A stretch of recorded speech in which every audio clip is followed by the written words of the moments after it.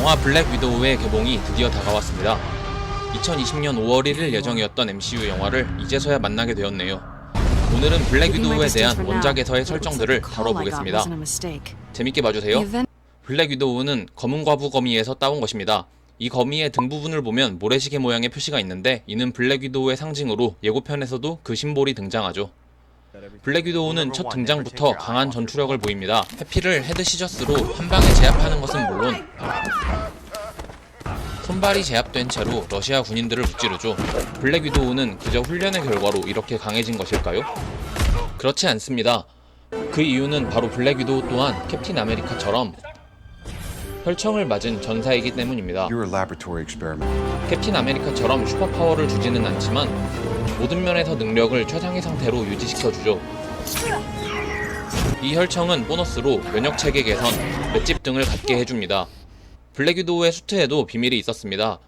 검은 보디수트는 최대한의 보호를 위해 케블라 같은 물질로 되어 있으며 위도우 스바이트를 발사하는 팔찌 2개를 손목에 장착, 최대 3만 볼트까지 전력을 쏘아낼 수 있습니다. 엔드게임에서 호크아이를 제압할 때도 이 팔찌를 사용하죠. 그녀는 호크아이와 사귄 적이 있습니다. 영화에서도 그들은 부다페스트 때 얘기를 계속해서 하고 세뇌된 호크아이와 블랙 위도우가 싸우고 엔드게임에서는 서로 자신의 죽음을 놓고 싸우기도 합니다. 원작 코믹스에서 이 둘의 관계는 연인 관계였습니다. 과거의 연인이죠. 나타샤가 러시아 KGB의 스파이로 있던 때 그녀는 미국으로 파견됩니다. 나타샤는 아이언맨, 스파이더맨 등 슈퍼히어로를 무찔러야 하는 임무를 띠고 왔지만 그녀에게는 역부족이었습니다. 그래서 그녀는 호크아이를 자신의 편으로 만듭니다. 연인이 된 것이죠. 이로 인해 호크아이는 범죄자라는 꼬리표를 달게 됩니다. 처음에는 이용으로 시작된 호크아이와의 관계였지만 나타샤는 점점 그를 진정으로 사랑하게 됩니다. 하지만 결국 소원해진 그들은 골리앗과의 싸움 후 헤어지게 됩니다. 그녀는 윈터솔저의 연인입니다. 레드룸에서 그녀는 윈터솔저를 만나게 되죠. 윈터솔저는 교관으로서 그녀를 훈련시킵니다. 하지만 러시아에 의해 냉동된 윈터솔저, 그를 다시 만나게 된 것은 11화에서였습니다. 11화에서 캡틴 아메리카의 방패를 들고 있는 블랙 위도우를 윈터솔저는 제압하죠.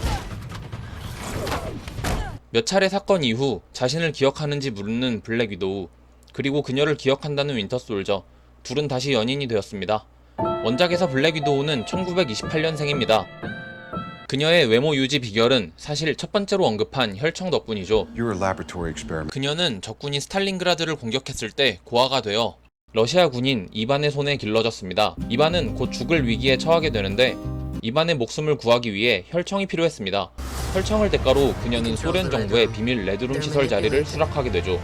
블랙 위도우라는 이름을 사용하는 다른 캐릭터가 있었습니다. 자랑하고 다녔나 봐. 1940년 코믹스에 등장한 캐릭터로 실제 블랙 위도우와는 무관한데요. 이 블랙 위도우는 지구에서 살해당한 후 사탄의 집행자가 되어 악당을 살해해 주인인 사탄에게 영혼을 전달합니다.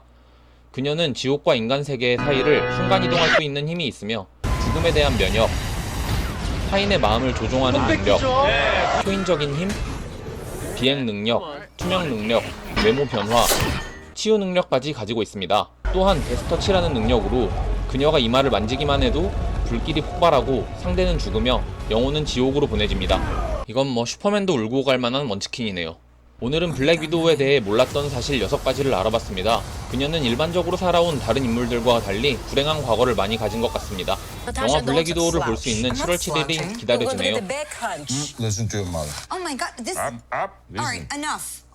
지금까지 영화 라디오였습니다. 들어주셔서 감사합니다. 구독과 댓글, 좋아요로 영화 라디오를 응원해주세요.